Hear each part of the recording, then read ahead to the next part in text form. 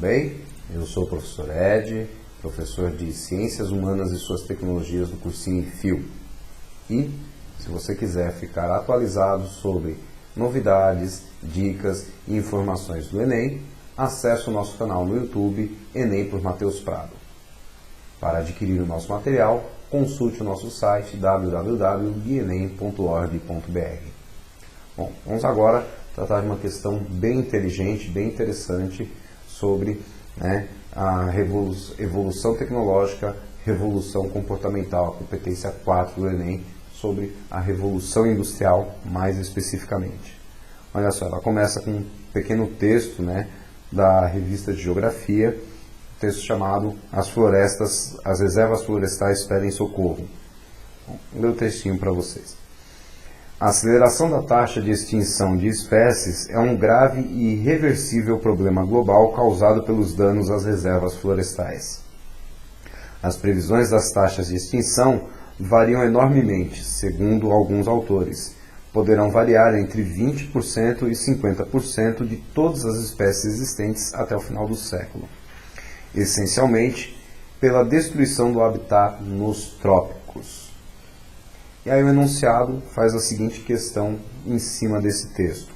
As taxas atuais de extinção dos países desenvolvidos são baixas em comparação com as das florestas tropicais.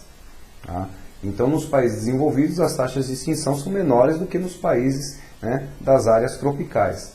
E a pergunta é, por que isso? Por que nos países desenvolvidos essa taxa de extinção é menor? Tá? E aí, é só parar para pensar um pouquinho.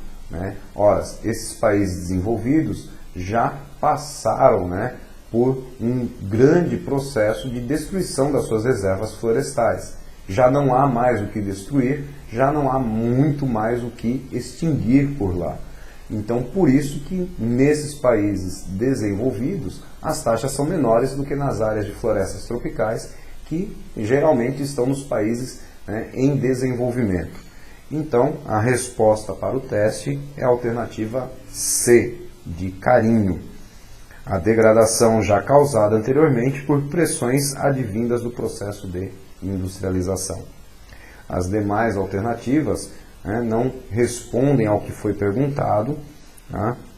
Quando se fala, por exemplo, na alternativa A, da exploração sustentável da enorme diversidade natural existente nesses países, já não havia anteriormente toda essa enorme diversidade natural e boa parte do que havia já foi extinto pelo avanço da industrialização.